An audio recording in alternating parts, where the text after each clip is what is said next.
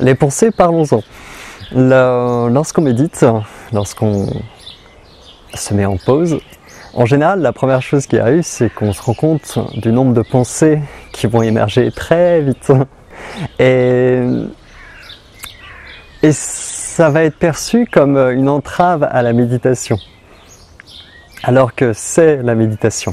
Le fait d'aller vers cette immobilité apparente d'une posture de méditation va faire apparaître plus facilement notre manière quotidienne d'être, qu'on a souvent chronicisée, en quelque sorte, c'est pas très beau comme mot, mais voilà, qu'on a mis au quotidien de plus en plus, à mesure de trop d'activités et pas d'assez de périodes de repos. Et d'activités en plus qui sont souvent effrénées et avec beaucoup de contrôle dans la manière de faire les choses, donc qui génèrent beaucoup de pensées. J'aime bien poser la question aux élèves après certaines méditations, justement, mais lorsqu'ils me font part qu'ils ont beaucoup de pensées qui sont apparues, mais pourquoi ces pensées les gênent, tout simplement.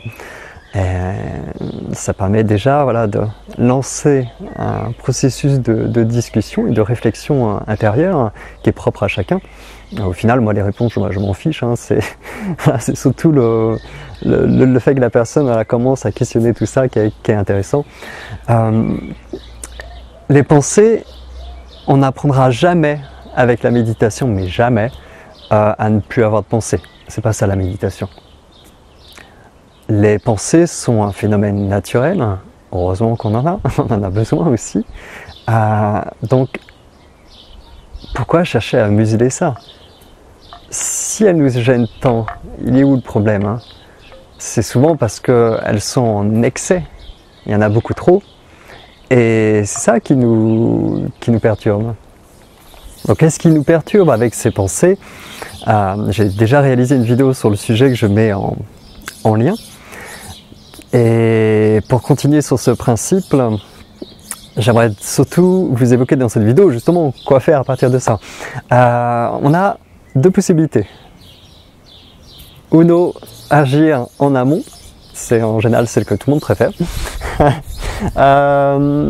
Et la deuxième, c'est comment est-ce qu'on réagit à ces pensées. Voilà, c'est les deux points. Agir en amont ou par rapport à nos réactions vis-à-vis d'elles. L'agir en amont est un vaste sujet, donc il y aura l'occasion d'y revenir. Disons que simplement que le fait d'agir en amont sur qu'est-ce qui va au quotidien générer toutes ces pensées, une petite diète serait bonne à ce sujet-là. Le fait d'agir en amont va simplement énormément vous faciliter la méditation ou tout autre type de pratique similaire. Tout simplement. Donc autant se faciliter les choses.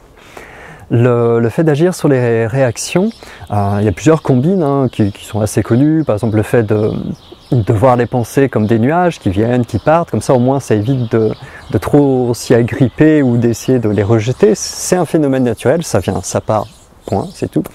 On peut imaginer les pensées comme des plats qui arrivent. Là, à chaque fois, on nous amène un plat à un autre et nous, on va simplement, pareil, ne pas se servir, ni rejeter, juste les laisser défiler, les laisser se dissoudre petit à petit. Une autre que j'aime bien, c'est la métaphore de la banane, où pour calmer l'esprit du singe dispersif, comme peuvent être nos pensées, tu lui donnes une banane et au moins il est occupé. Voilà. Donc une des bananes, c'est l'écoute de la respiration par exemple. Même comme ça, c'est pas si facile. Mais au moins ça aide. Et petit à petit, après, c'est la pratique qui fait la différence. Notre manière de réagir à ces pensées, ce qui peut vraiment être très efficace, c'est simplement, vous avez une pensée, c'est naturel, accueillez-la avec compassion, souriez-lui par exemple intérieurement, ça peut aider à se refocaliser, et hop, recentrez-vous, tout simplement. Et à mesure de pratiquer comme ça, de transformer votre rapport à ces pensées, à comment vous les ressentez en quelque sorte, au lieu de vous réprimer, de vous flageller intérieurement, là, souriez à ces pensées et passez à autre chose, tout simplement. Voyez, à chaque fois vous vous rendez compte que « Ah mince, je suis parti dans mes pensées », c'est déjà une victoire. Et si vous vous recentrez grâce à cette perception que vous venez d'avoir, si vous vous recentrez sur l'exercice que vous êtes en train de faire, l'écoute de la respiration par exemple, là c'est une victoire qui devient incarnée. Donc c'est une double victoire. Voilà. Tout simplement comment aider dans ce processus naturel qui fait partie de la méditation, où les pensées vont petit à petit être un peu moins comme des chevaux sauvages et être plus agréables à contempler. Ah, une dernière chose aussi pour finir avec toutes ces pensées, c'est un petit peu comme vider son sac aussi. Là, il faut le temps de vider son sac, donc si on le remplit en permanence, ça va pas aider le processus. Ça peut prendre du temps quand on a accumulé un gros sac, mais après, peu importe, l'idée c'est de s'alléger petit à petit grâce à la pratique.